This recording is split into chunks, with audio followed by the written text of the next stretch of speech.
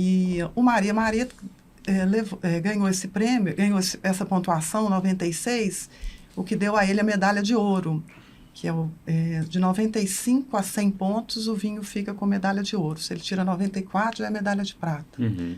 Então, 96 foi uma premiação realmente... Foi uma a primeira vez que realmente acontece no Brasil isso, né? Com vinho brasileiro,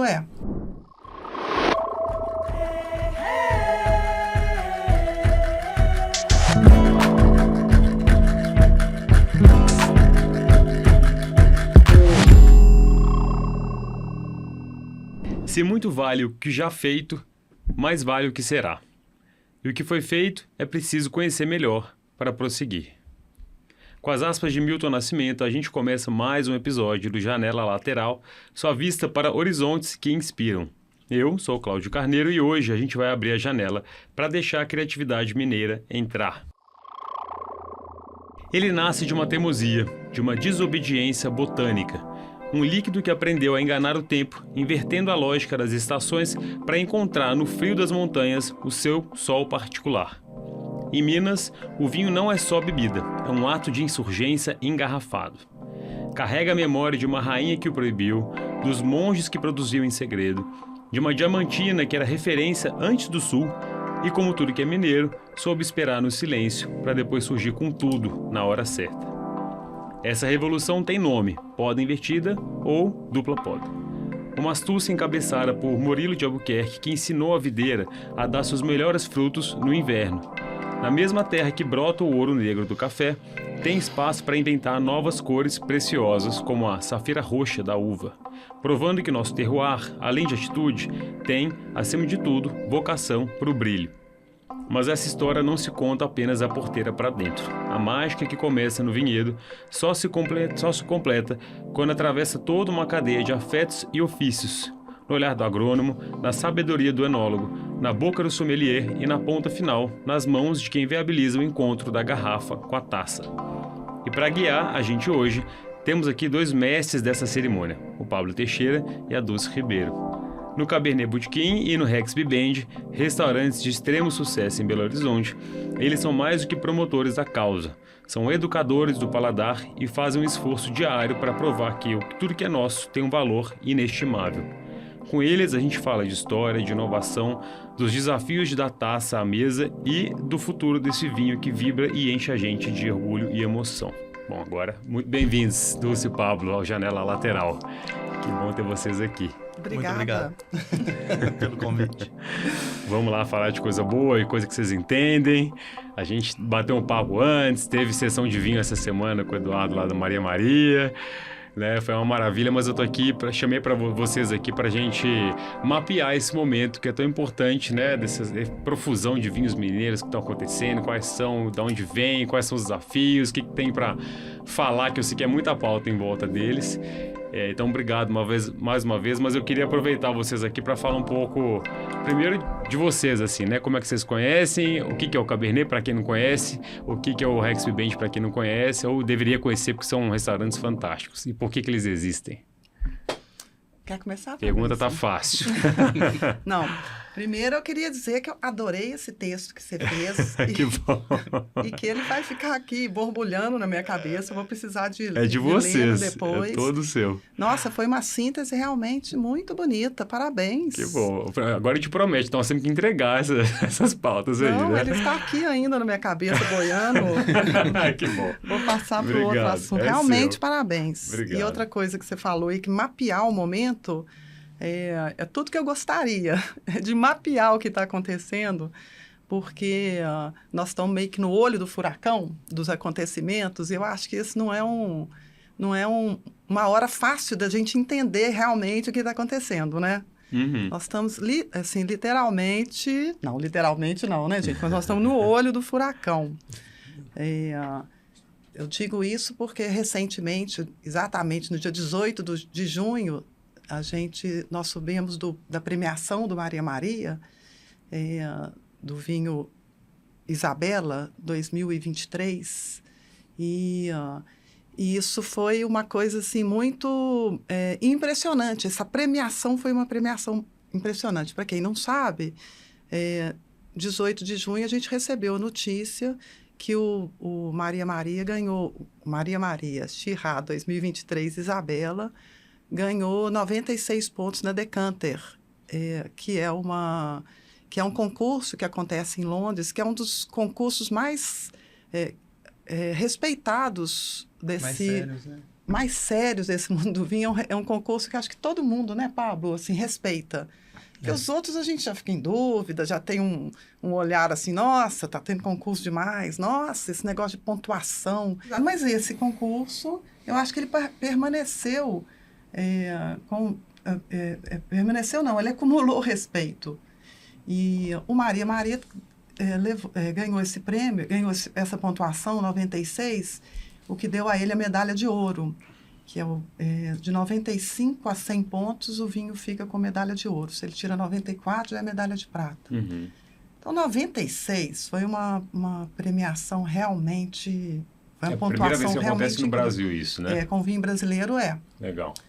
E aí nós recebemos isso. Eu lembro que eu estava de manhãzinha, o Duzinho me ligou, era umas 7h30 da manhã.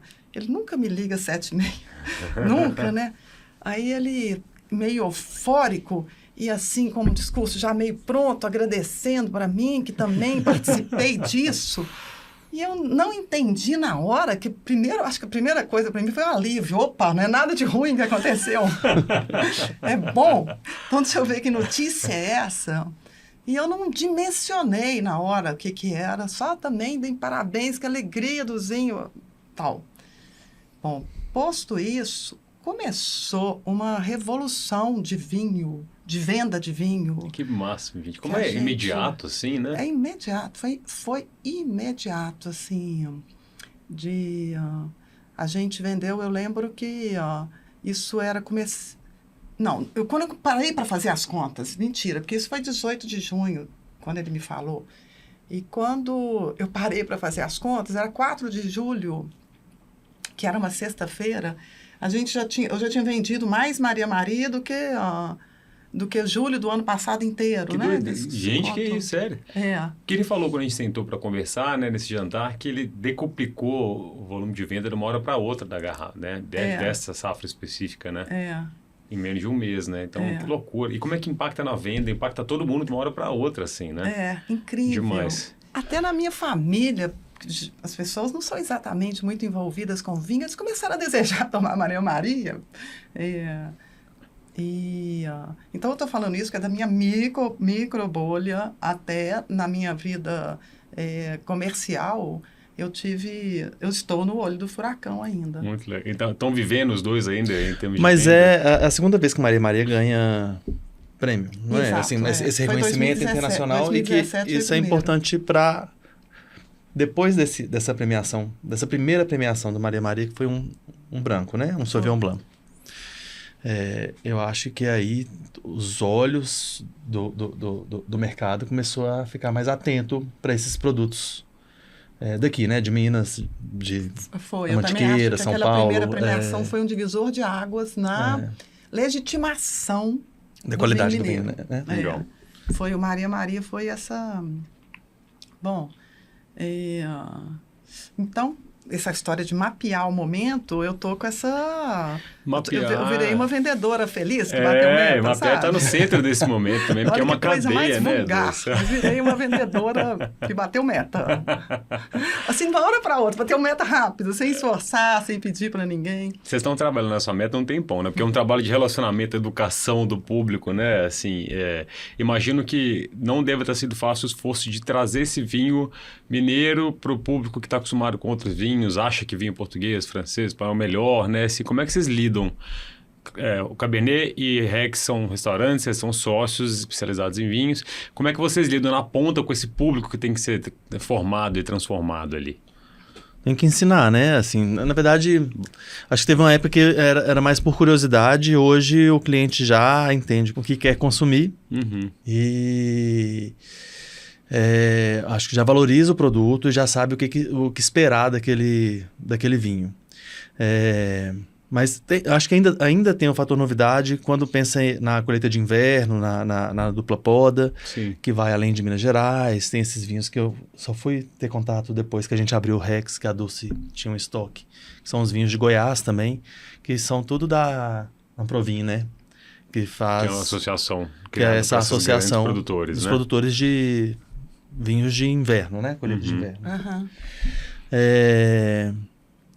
Mas ainda tem resistência. Eu vejo que, às vezes, tentar falar para o cliente sobre um produto que é local, que é o vinho, um brasileiro, mineiro, às vezes tem essa comparação assim, mas eu bebo melhor um vinho da Argentina por um preço mais baixo. Não necessariamente o preço mais baixo do argentino, apesar da gente fazer ele aqui, esse vinho Acho que Dulce nacional. fala melhor sobre isso. Não, assim... não necessariamente o preço mais baixo. O que acontece é que existem vinhos chamados de entrada, argentinos e chilenos, que são produzidos em alta escala, com uma uva... Não é uva de má qualidade, de maneira nenhuma, não queria usar essa expressão, não. Mas são vinhos produzidos em alta escala que esses produtores e esses países conseguem um valor mais baixo nesse produto para entrar. Esse Maria Maria, ele não é um produto que se compara a esses vinhos de entrada do Chile, da Argentina e mesmo de Portugal. É super nichado, de altíssima qualidade ali, né? Ele já é um produto que eu diria que se fosse vindo desses outros países, assim, que eles já não seriam os vinhos de entrada desses produtores chilenos e argentinos. Estaria um degrau acima, né? Estaria no degrau acima. Então, na hora que você compara os preços do Maria Maria, por exemplo, estou falando do Maria Maria porque ele está aqui. Nós estamos... Está aqui... Está em de quem voga. nós estamos falando. Na hora que você compara esse produto com algum chileno da mesma qualidade, esse chileno e argentino custa mais. Sim. No Brasil. Ele com certeza custa entendi. mais. É um branding muito bem feito também da própria terroir, né? Vinho chileno, vinho argentino, pode tomar, né? E a gente não consome meio cegamente isso, assim? Não, eu acho que existe ainda uma diferença muito grande nesses chamados vinhos de entrada desses outros vinhos. Uhum. E eu não estou diminuindo um ou outro, que assim, para um produtor lá no Chile, na Argentina, fazer um vinho de entrada de qualidade é um desafio muito grande. Alguns conseguem, outros não. Alguns usam métodos que eu não aprovo muito para produzir um vinho barato, outros não usam esse método, assim. Uhum. Então, enfim, essa comparação que o produto mineiro ele teria que ser mais barato porque ele está aqui, eu tenho que lidar fazendo um certo exercício de paciência. E para não exatamente colocar quem está falando isso, não desprezar, senão a pessoa está falando isso, na minha opinião, por ignorância. Sim. É uma ignorância quando eu tenho possibilidade, eu explico isso. Se eu estou num lugar em que a pessoa confia no que eu digo, eu acho que ela vai ter uma escuta para isso, que é uma realidade, não é? Não estou falando nada demais. Ou seja, gente, é muito difícil. Eu acho que quando a gente está comprando, sei lá, um produto que você não entende muito, né? Uhum. Você confiar em quem está te vendendo é importante, né? Para poder... Essa relação de confiança é muito importante ser construída em todos os segmentos, né? Entre o cliente e o vendedor. Então, se o meu cliente me dá abertura, eu explico isso. Às vezes eu sinto que é meio em vão, por exemplo, dentro com amigos que me vêm com essa observação. Se eu tenho liberdade, eu falo. Você é ignorante, você está falando sem saber nada. Mas se eu não tenho liberdade, como é que eu falo isso? Né? Às vezes eu me calo e deixo a pessoa lá, né? Na ignorância, eu sigo toda essa psiona. Eu sei e ele não. E assim, a gente tem uma escala, uma cartela de vinhos mineiros hoje muito grande, né? Tem o Luiz Porto, tem o Maria Maria, tem a Casa Geral, várias vinícolas também, várias casas espalhadas por Minas Gerais que tem uma representatividade muito legal, né? O que é diferente desses terroirs que fazem parte de um só, porque Minas é um país, né? E o que é comum? Eu sei que a Chirra é uma uva que ela teve uma fácil entrada de adaptação, né? Inclusive com a história da poda invertida e dupla poda, que eu quero que vocês expliquem aqui. Mas como é que vocês classificariam essa tanto de vinho que a gente tem essas ofertas, assim, dentro desse terroir que é mineiro, né? Porque eu acho que isso hoje é o grande desafio. É esse mapeamento das diferenças entre um produtor e outro. Uhum. Entre os vinhos que estão sendo produzidos em Diamantina e os vinhos que estão sendo produzidos no sul de Minas. Dentro do sul de Minas, que hoje já é uma IG, né, já tem uma indicação geográfica registrada, que foi um longo processo, depois a gente pode falar disso também. Dentro do sul de Minas, que é uma região hoje legitimada como uma região de produção de vinho, eu acho que eles fazem vinhos muito diferentes, muito diferentes. O Bárbara Leodora, que é um produtor que eu respeito muito, que está fazendo um trabalho incrível, louvável, em São Gonçalo do Sapucaí, incrível mesmo. Os vinhos são muito diferentes do Zinho, que está do Maria Maria, que está em Três Pontas, né? Três Pontas é onde o Eduardo mora. Na verdade, a pertinho. fazenda está em Boa Esperança. Sim. São vizinhos. Pertinho. Né? Mas eu não sei exatamente quantos quilômetros tem que separam São Gonçalo. Se a gente não tivesse um podcast, a gente ia abrir o Google agora, né? Eu não sei quantos quilômetros separam, mas são vinhos muito distintos, na minha opinião. Uhum. Também tem os vinhos da Vinícola Artesã, que também está em São Gonçalo. E que é muito diferente, né? E que é muito diferente. O Sauvignon Blanc da Vina da Artesã, que chama Mar de Morros, que é um nome lindo, né? Legal.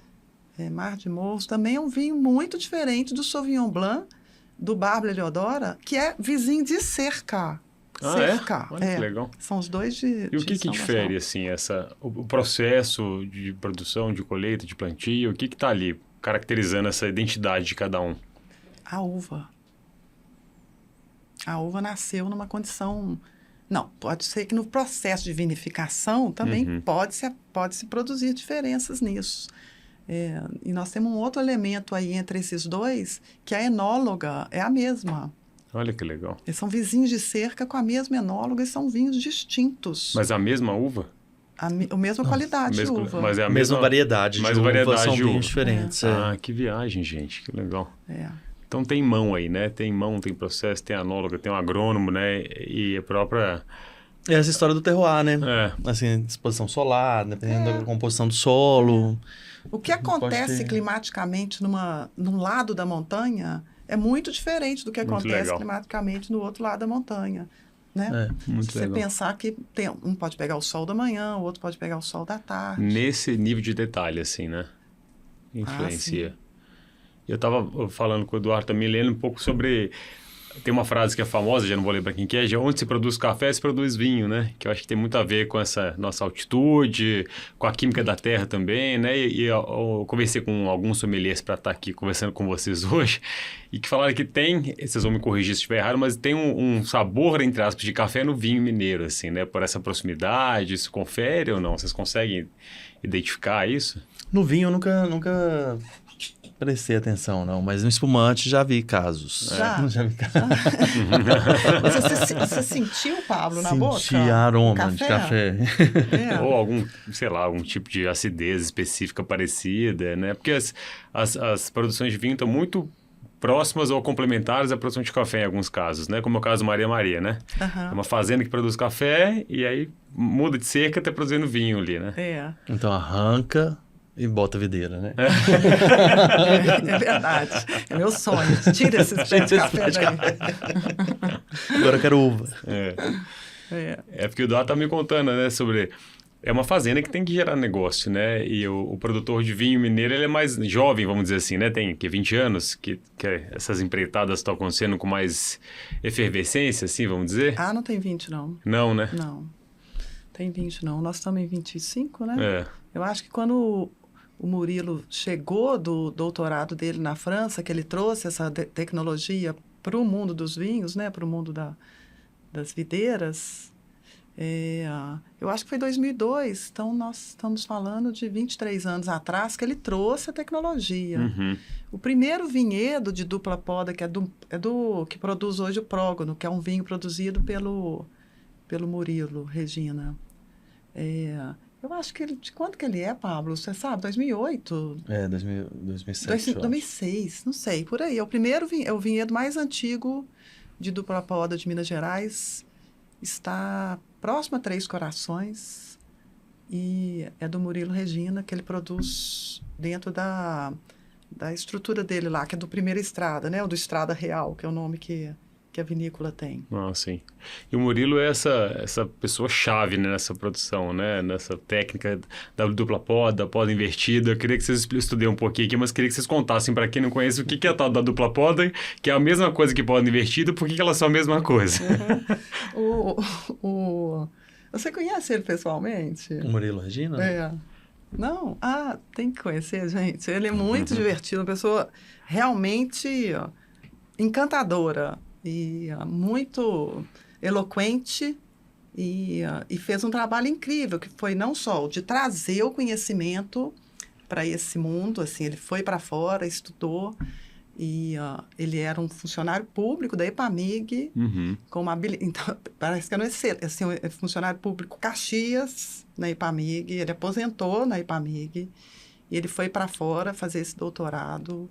Acho que ele até mudou o tema do doutorado dele lá, quando ele viu essa coisa da dupla poda. Ah, legal. E quando ele voltou para cá, o que eu acho muito louvável, que ele foi capaz de a partir da EPAMIG, com esse conhecimento dele, convencer um tanto de fazendeiros no sul de Minas, ali naquela região, a plantar, a usar esse sistema, gente. Eu acho que isso é incrível. Eu queria muito ter visto esse princípio dele. E convencer a plantar a videira também, né? Porque muitos nem isso faziam, Não, né? ele convenceu a isso, ele convenceu a esse sistema. Eu queria entender isso, como é que aconteceu, porque esse momento eu não estava presente, eu não vi ele conversando com essas pessoas para fazer isso. Eu queria entender, na verdade, como que... eu tinha que fazer uma pergunta técnica para um enólogo, né? Como que existe distinção dessas regiões, né? Que aplicam dupla poda. Possivelmente em Diamantina não tem o mesmo microclima que tem lá no sul de Minas. No sul de Minas, em Goiás, lá né? em aquela uva lá na Chapada... Na Chapada Diamantina também, né? É uma empresa, parece que também está com uma produção incrível, produzindo muita o VVA, uva. né? Eu vi a vinícola, é um espetáculo lá, né? Uma estrutura maravilhosa, né? Parece coisa de produção de petróleo, né? E chiquérrimo. Você olha as lugar, imagens né? assim, você olha, Mas essa coisa de podar a videira duas vezes, né? É uma revolução. Madura, né? É uma revolução, né? Nessa... sim, é uma revolução. Inclusive para incluir essas regiões no mapa de produção vinícola do mundo, né? Que não existia. Porque sempre aquele paralelo norte, paralelo sul entre 30 e 50. Né? Se a gente olha o Atlas do mundo, Minas do vinho, Atlas do vinho, do Doug Johnson, né? Não tem. Minas Gerais está... Não estamos nem no mapa. Entra em outras regiões. Entra em outras regiões. Eu acho Minas Gerais nem outras regiões. Não, né? Não, acho que não estamos nem outras. Nós estamos... E agora... Por isso que eu fico só um adendo, gente, pensando como é que vai ser isso hoje porque a Inglaterra hoje é uma referência nessa coisa do conhecimento do vinho. Tem esse Atlas do vinho que é produzido... Agora ele já faleceu, o Hugo Johnson, mas não sei quem vai continuar fazendo esse Atlas do vinho, que é um livro reeditado várias vezes. Eu fico pensando, será que agora eles vão introduzir Minas Gerais depois desse prêmio? Pois é. A Tapia vai dar mais valor à produção de vinho brasileiro, né, também, porque eu não sei como que tá, não estou acompanhando. Patrícia Tapia é um jornalista chileno que faz um guia de vinhos anual, né, e pontua também os melhores vinhos da América Latina. Teve um ano que ele detonou os vinhos brasileiros. Gente do céu. E não sei quanto tempo atrás, uns 2 ou 3 anos atrás. Destacou poucos produtores e isso é ruim, né? Assim, até para quem acompanha vinho, acompanha notícias do vinho e tem esse consumo mais consciente, que pesquisa e tal, acaba duvidando da qualidade do que a gente tem de produtor aqui. Então, no geral, assim, se o Rio Grande do Sul foi bombado, fico pensando que para esses produtores aqui também fica mais difícil ainda É verdade. no mercado, né? E agora com essa história, que a gente está falando muito do prêmio da Maria Maria, que é muito importante mesmo, para dar essa virada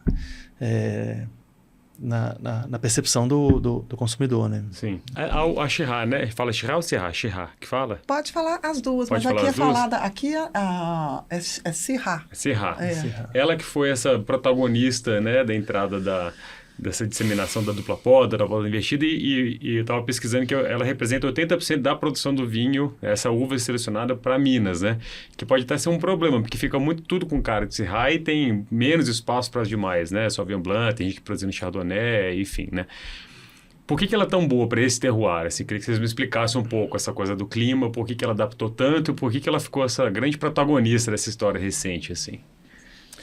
Inclusive foi a uva que foi premiada pela Maria Maria, não foi? Da Isabela, né? O que foi premiado foi o vinho, não Foi o é vinho, desculpa, a safra, Desculpa, pelo amor de mas Deus, gente, porque- vamos lá, vamos me corrigindo. Olha, aí, quando existe esse assunto, dessa coisa de ser a mesma uva, eu tenho que ligar de novo a minha chavinha da paciência. Para falar, nossa, será que isso vai demorar muito para passar? Esse entendimento de que é só Chirá que se planta. Porque aí eu uso um argumento que eu acho simples. Aqueles exuberantes vinhos da Borgonha, que às vezes nós temos acesso àquelas maravilhas, os vinhos tintos da Borgonha, são todos produzidos com Pinot Noir. Uhum.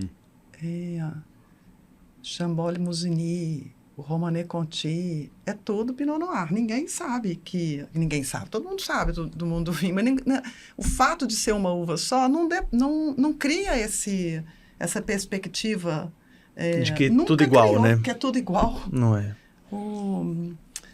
Então, assim, primeiro, é a Chirá, porque ela foi a variedade que melhor se adaptou a essa condição da dupla poda. Uhum.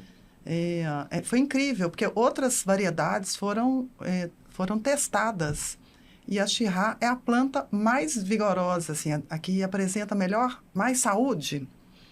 Eu já tive a oportunidade de ver, uma vez, uma fazenda em que existiam, eu acho que eram 10 tipos de variedade, eram 12 hectares com, uma coisa assim, 12 hectares com 8 variedades, era uma coisa, que foram plantadas na mesma época. Uhum.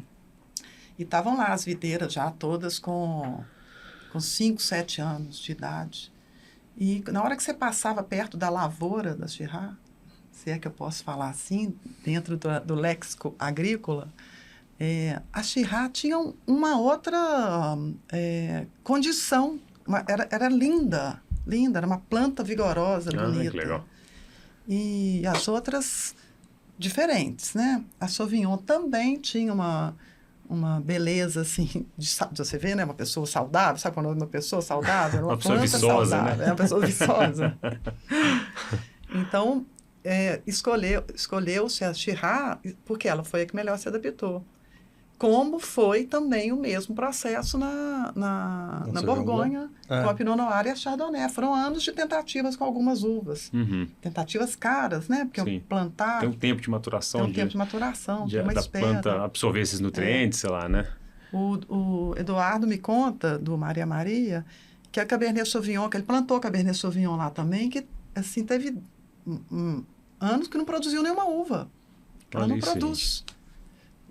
Então, isso assim, a questão agrícola é muito imperativa, né? Dentro desse universo. Acho que nós, mesmo enquanto vendedores, enquanto consumidores, a gente fica um pouquinho distante desse dia a dia agrícola, né? Que é tão imperativo nessa questão do vinho, né? O Eduardo até falou com a gente, né? Assim, quando chega um café para você tomar, não reclama dele não, porque dá tanto trabalho para fazer ele chegar até essa taça, né? É tanta praga, intempérie, dificuldade logística também, que eu acho que Minas também proporciona essa dificuldade, né? Irrigação de estrada, esse escoamento, né? Enfim, a própria capacitação dos profissionais que estão trabalhando nessas regiões, que você tem que tirar ele de outro lugar para estarem ali, serem desenvolvidos, né? Sem dúvida, eu nem tinha pensado nisso. E o que vocês enxergam de possibilidades, novidades ou esperanças para esse nosso vinho mineiro aqui, estando vivendo isso na ponta, né? Se a gente está vivendo o momento e mapeando, né? O que vocês estão sentindo que vai acontecer? O que vocês esperam que aconteça para esse recorte nosso aqui?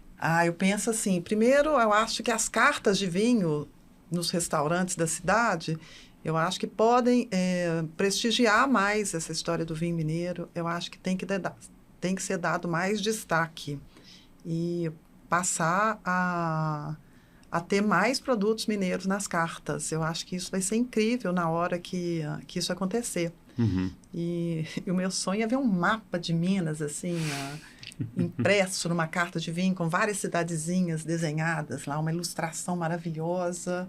E aí, dizer, assim, que a pessoa possa ir nos restaurantes e tomar um vinho de uma cidade, depois tomar de outra cidade, e começar a construir o seu sistema próprio de informações de qual vinho que prefere de Minas Gerais. Esse é o meu sonho. Maravilhoso. Você tem sonho ou você vai acompanhar o sonho de Dulce? Não, eu acho que o que vai acontecer é um amadurecimento mesmo, assim, do público em relação ao produto. Vai ter mais conhecimento, acho que essa oferta já começa a aparecer um pouco mais, né? Mas eu acho que é isso, assim, nos próximos anos, acho que espero que seja mais comum encontrar esse produto nas lojas, no mercado central, nessas lojas que tem queijo, tem um vinho mineiro também, nesse mesmo lugar, né, assim, do queijo, do café. Uhum. Não é um produto tão acessível quanto o queijo e o café, né? Assim, mas eu acho que tem uma boa perspectiva futura aí. Só lembrando que o queijo de alta qualidade e o café de alta qualidade também são preços maiores, né? E o que vocês trazem de frase para inspirar a gente aqui, quem está ouvindo a gente sempre chega nesse momento do programa. O que vocês prepararam? Fabrício, pode começar aí. Eu trouxe aquela. Essa do Leminski aqui, ó, até sobre o vinho mineiro é boa. Não fosse isso, era menos. Maravilhoso. Não fosse tanto e era quase. Que lindo, Pablo. Por que você escolheu especificamente? Tem a ver com vinho? Não, porque eu quis, né? Ótimo. Não pergunta, o negócio não. é para inspirar. A inspiração não tem que ter muita regra, não. Perto dessa síntese que o Pablo falou, eu tô com vergonha da minha salada. Vamos embora, essa salada lacaniana aí, né, Dulce? Olha aqui. Psicanalítica. Olha onde que ela tá, você consegue ler? Ler? Para eu ler mesmo, vou ler, com o maior prazer aqui. Olha, com o maior prazer, ainda possível, melhor ainda. A uva e o vinho. Um homem dos vinhedos falou em agonia, junto ao ouvido de Marcela. Antes de morrer, revelou a ela um segredo. A uva, sussurrou, é feita de vinho. Marcela Pérez Silva me contou isso e eu pensei, se a uva é feita de vinho, talvez a gente seja as palavras que contam o que a gente é. Eduardo Galeano. Sensacional, uma bomba lacaniana, bomba de léxica aí, né, Dulce? Você quer explicar, quer usar... Fala como é que isso mexe com você ou vamos deixar para o mistério? Eu acho que é sem explicação isso aqui, sem explicação. Né? Eu acho que é onde eu fico até constrangida do tanto que eu não consigo me explicar. Porque eu acho esse poema me encanta há muitos anos, me acompanha há muitos anos. E eu acho ele de uma verdade incrível.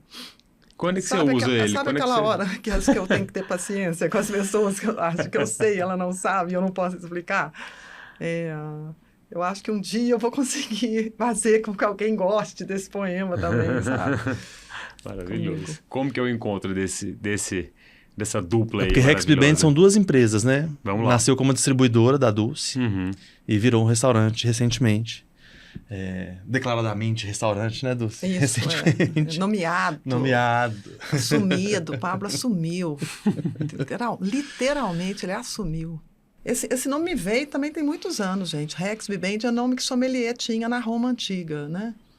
E eu não sei exatamente quando eu dei, porque quando eu dei ele era para ser só a razão social, né, da empresa. Não era para ser uma coisa pública. E depois foi ficando público e eu deixei ficar público. Mas é um ótimo nome também, né? Eu acho um ótimo nome, tem uma sonoridade boa, né? Sim, e causa uma curiosidade em saber o que é. E Rexby Band foi o primeiro lugar. Dulce abriu a porta do mundo do vinho para mim. Comecei a trabalhar com ela em 2007. Foi estoquista. Gente, Pablo, junto com o primeiro vinhedo que foi plantado. Com o primeiro vinhedo. Então nós estamos amadurecendo junto. E fui estoquista, virei vendedor. E depois eu fui trabalhar em outra empresa e depois abri o Cabernet Botequim. Lá a Dulce me ensinou muito a entender o produtor, a respeitar muito o vinho. E só que depois de um tempo eu queria mostrar para os clientes que eu vendia, que eu tentava vender vinho, que o vinho podia ser mais simples, o consumo. Uhum. Os bares não davam valor para isso. Achavam que petisco não funcionava com vinho e tal. E aí eu achava que podia ser um pouco diferente aqui, porque os amigos perguntavam o que é que... Onde poderia tomar vinho que não fosse um restaurante formal em Belo Horizonte e tal. Tinha Outono 81. Uhum. E tinha Pizza Sul, e não tinha um bar, né? Então aí veio o Cabernet, que a gente resolveu fazer esse sistema mais simplificado do serviço do vinho. Mais popular e tal. E aí... Então é isso, assim, o Cabernet nasceu com esse propósito de levar o vinho para calçada. E Rexby Band a gente segue... Como é que eu vou falar? Eu acho que eu consigo complementar. Porque eu acho que o Pablo teve uma sacada incrível na hora que ele criou esse termo, assim, de descomplicar o vinho. Acho que foi incrível, incrível mesmo. E eu acho que para as pessoas também foi para o público, foi uma festa, sabe? Opa, posso tomar vinho por festa, sem precisar saber, sabe? Sem precisar saber. Isso foi muito importante. E eu penso assim que essa sua travessia para a Rex agora é poder continuar assumindo uma coisa descomplicada, no entanto, sem perder o respeito pela complexidade que existe. É isso. Existe uma complexidade que ela pode ser bonita, que pode convidar a pessoa a estudar, ou pode convidar a pessoa a refletir, ou pode convidar a pessoa só a ter prazer com o vinho ali. É um convite, né, para algo maior ali, né? Mas a coisa pode continuar sendo descomplicado, assim, que eu acho que isso que ele fez lá no Cabernet, mas pode ser descomplicado e ser respeitoso com a complexidade. Não que o Cabernet não tenha respeito pela complexidade, mas acho que ali foi um primeiro... não vamos nem pensar sobre complexidade. Uhum. Acho que ali na Rex a gente pode criar essa outra postura diante do vinho. Legal. Porque foi Pablo que me deu que me trouxe essa exemplo ideia. Da sua poesia. Nós somos as nossas palavras, né? Tá entregue.